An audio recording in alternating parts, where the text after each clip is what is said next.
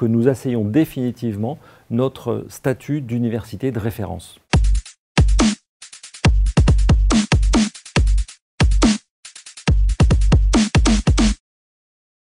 Alors la première réaction, c'est effectivement que c'est une élection qui a bien fonctionné, puisque j'ai pu être élu avec 23 voix du conseil d'administration sur 36. Mais ce que je voudrais surtout souligner, c'est la participation aux urnes de l'ensemble du personnel de l'UVSQ et des étudiants de notre université, puisque plus de 70% du personnel s'est mobilisé pour voter, mais également les étudiants, puisque là, alors même si le chiffre peut paraître moins important, nous sommes à 26% de participation parmi les étudiants.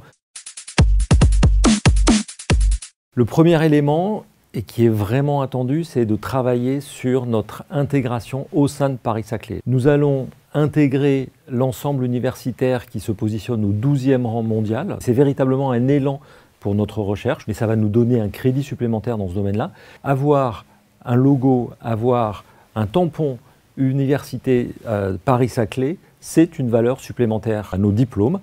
Ça donne également une employabilité supérieure pour nos étudiants demain et ça nous permet également d'attirer vers nous d'autres étudiants internationaux par exemple. La deuxième chose sur laquelle il va falloir continuer à travailler, nous sommes l'université de référence du 78, des Yvelines. Il est important que nous continuions à travailler en proximité avec l'ensemble des élus du département, avec l'ensemble des représentants de ces différentes collectivités pour que nous assayions définitivement notre statut d'université de référence.